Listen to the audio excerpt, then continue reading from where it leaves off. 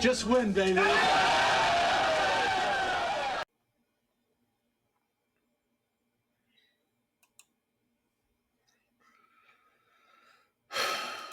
right.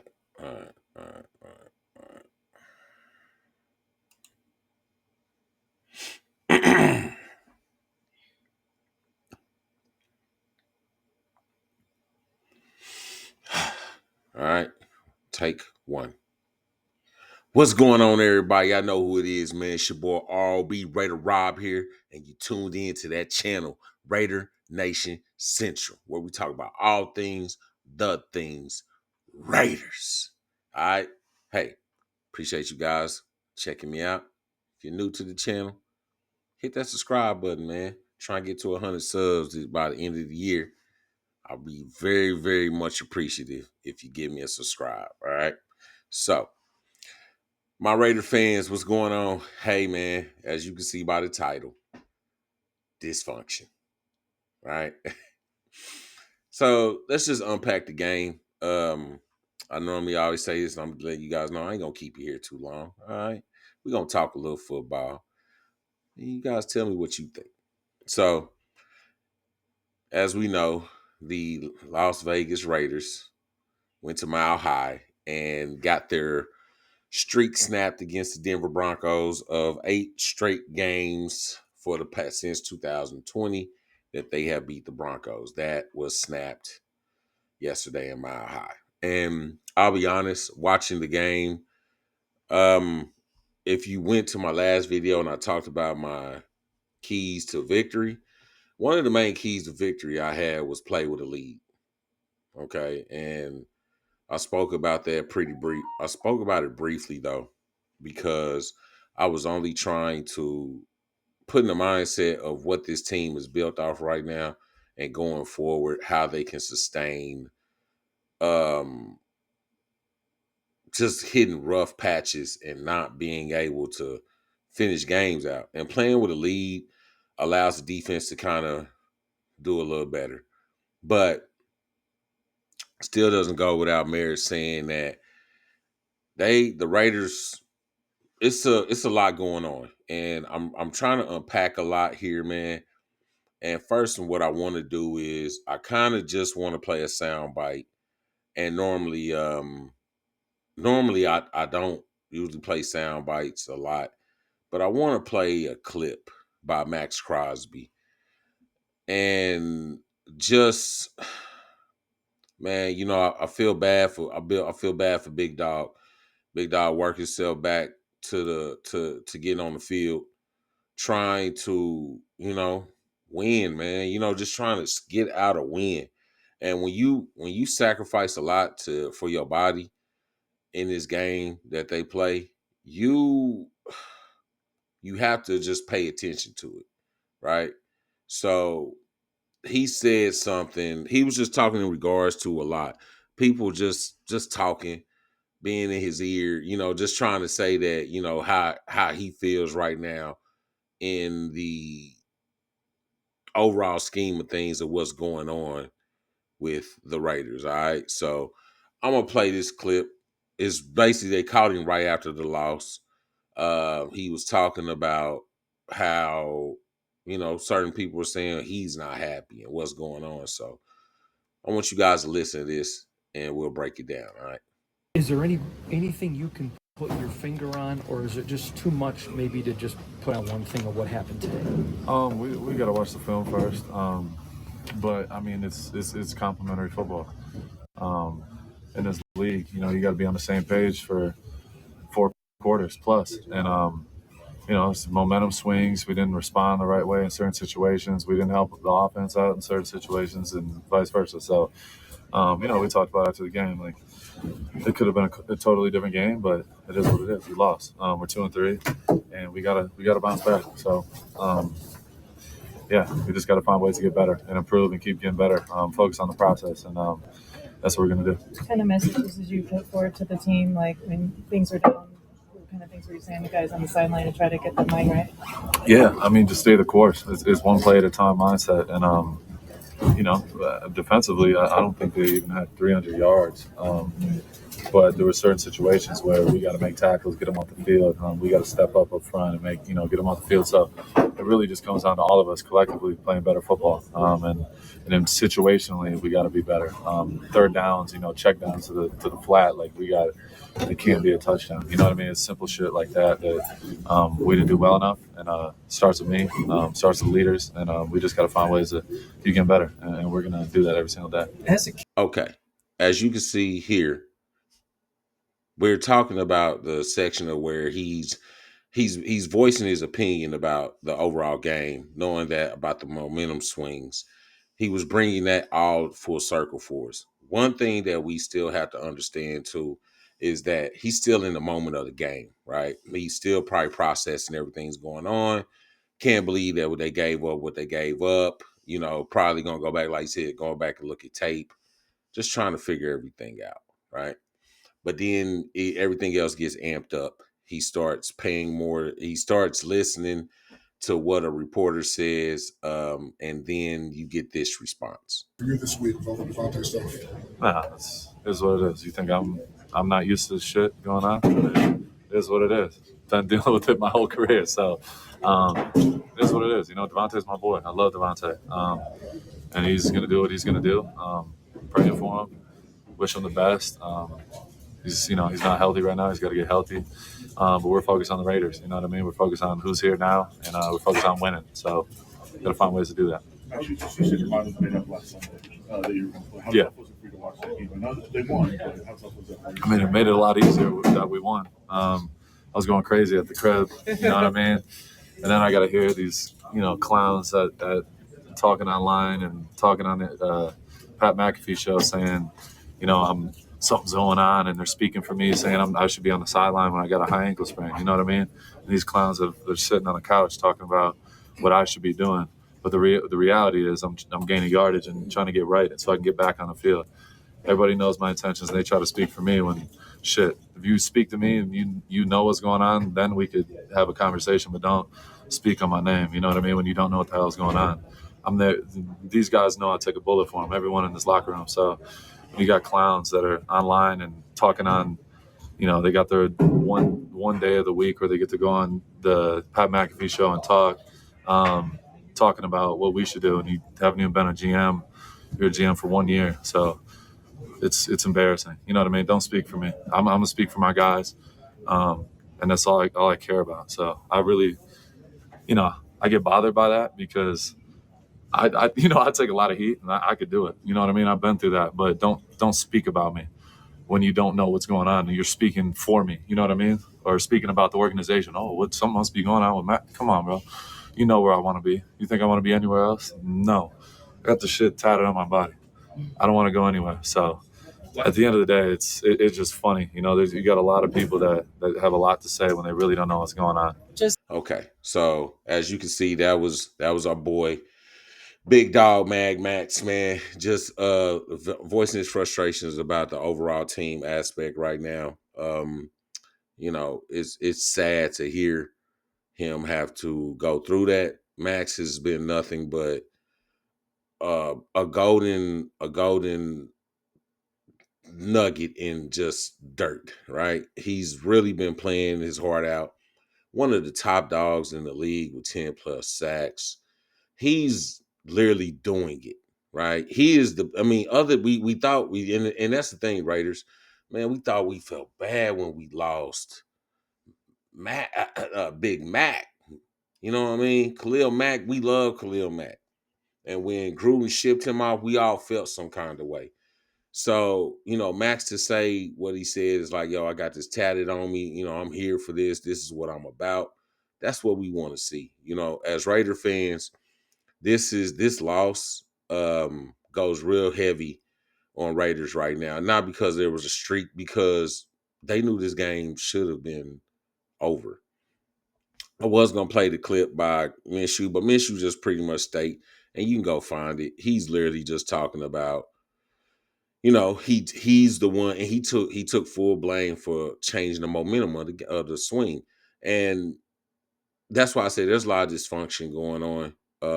I believe with the offensive coordinator and play calling, I just feel there's some rifts within the really, to tell the truth, within from the team and front office. I don't know if everybody is on one accord. Okay. And I think the reason why we are like that is because there's so much influx that's going on. Like the Raiders are kind of good, but they're not good enough. So they'll win certain games they shouldn't win, lose certain games they shouldn't lose. And you're trying to figure this out, right? And then you have an owner who's not really kind of understanding how to put this all together. So he goes and he treats this as if he can just go buy a block order. Oh, I'll just go get a combo of a head coach and a GM. That'll fix it. No. He doesn't give you the proper setup to where you have a GM that runs the organization for you. And then he builds it, right? And then he has all the other moving parts within the organization that help this team be successful. Mark Davis doesn't like the fact that the home games, the away teams are very prevalent in the building. Well, that's because you haven't created a winning culture in Vegas to flip players to just be. You got to realize that Mark Davis must realize that sports in this aspect, in order to change that to your culture, you have to be winning. You're not winning. So that's out. Telesco, he gets brought in, but they already have a head coach, right? So he doesn't go through that process because who knows if Telesco would have actually kept Antonio Pierce. My guess is he probably would have, just for safe face, so he won't start off with the organization in a bad way. But my thing is, Telesco probably wasn't going to hire. If it was up to him, he probably wouldn't have hired Antonio Pierce. That's just my opinion. I think he likes Antonio Pierce. I think he believes Antonio Pierce is a hell of a guy, a great coach. But he doesn't really get to put his etch on his guys yet. That also comes with worry of, did Telesco bring in Lugetzi? Because as we know, Pat Graham was already there. So obviously not only the defense, but Antonio Pierce spoke for Pat Graham. Pat Graham speaks for Pat Graham. So we know that could this be somewhere Telesco brought Getty in because we knew that we were no longer going to get the original OC that was rumored to be linked to the Raiders, and that was Cliff Kingsbury. So there was a lot of moving parts. The Raiders this year, man, from last year, has just been dealing with a lot of turmoil and just a mess. And I think we just, as the more we keep trying to figure out how to get through the muck, instead of understanding we're here, we just got to really crawl our way out till we can get back to prominence. There's another way of growing, and this is just a part of growing pains. My team, my aspirations for this team this year were kind of still middle ground because I didn't have them winning the AFC West, but I also believe that this team had enough fight in them that they could push towards a 10-7 record. I'm gonna be honest, man. Right now, the way this is looking, I had them going 10-7. Technically, they're still on path to even still do that. It's only 3 losses. But it's very hard for me to say this team is actually going to win more games they had last year because they are very inept on offense. It is not not good football on the offensive side. It's very bad. And you put too much strain on the defense. So I don't know how they do it. I believe they might try and make a switch to O'Connell. And at this point, man, it's kind of like, if you throw O'Connell in, we already knew you were going to look for another quarterback, but you throw O'Connell in, you just kind of we've already saying, look, let's try and get a quarterback this year. I don't even know if the Raiders are probably going to win a lot of games this year. For Antonio Pierce, I think that would probably piss him off pretty good. And the Raiders might need that, man. As much as I know we hear say it, yes, we have been through some turmoil in the past 20 years, right? We have not been a better team since the early 2000s of the Gannon and Gruden era. And as a Raiders fan, you just kind of that's what you take. You take the lumps as they are. The Raiders at one point was the dominant force of the NFL. Our name said a lot when the Raiders were in the building. Now it's just a laughing stock. They laugh at you're a Raiders fan and you like the Raiders. Yeah, I'm Raider Nation for life. But why you think they're saying that? Because we're not playing good football. We haven't been for a while. Turmoil after turmoil. It's always drama filled with our wide receivers. I think the Raiders at this point don't even worry about picking up, and that's another thing, man. If you go back and look at when the Raiders were really playing football, the guys they had were not like divas type wide receivers. They weren't the loudest ones in the room. They were the hardest workers, right? They was the hardest working ones. When you look back and you go back and you look at the stats of certain Raiders wide receivers, like, the fact that the guys that stand out as far as Raiders were not, they were team guys. I feel that's part of what Pearson didn't want to do. Go get team guys, man. Build it up. Start from the ground up. Start drafting better. Make sure you keep the guys in here, but you have to create the winning culture. And Mark Davis from Telesco to Pierce are all going to have to get on one page about that. That needs to be a talk in the offseason pretty heavy. I don't know how it was this year because, mind you, Telesco walks into an office where everything's already pretty much assembled except for maybe a few players that they need to start working on the draft and going from there. So, I think right now, this overall game, even though I was going to talk about it more in depth, it was pretty much done after the 10-10 score. The Raiders could not really move the ball. Like I said, looking at some of the plays Getsy was calling, it's not effective. It's not moving correctly.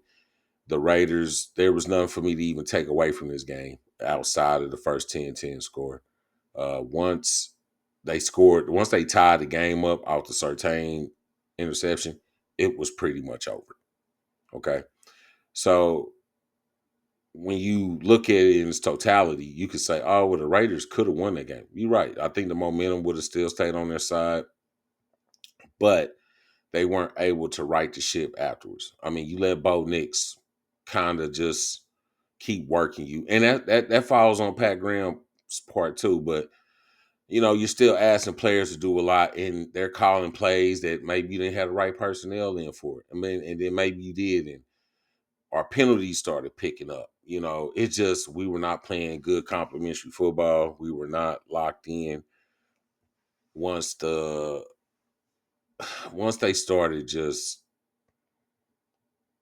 giving, it seemed like to me they weren't giving up, but they were getting just stupid stuff. It's like, all right, you guys, now this is enough. So it's a lot. Raiders gonna have to them boys gonna have to lick their wounds and gonna have to come back and be ready to play football against the Steelers. And the Steelers just coming off a close loss.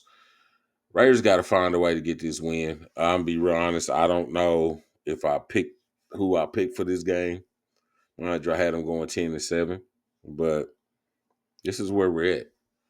Right? I wish I had a lot more for you guys tonight, and I do.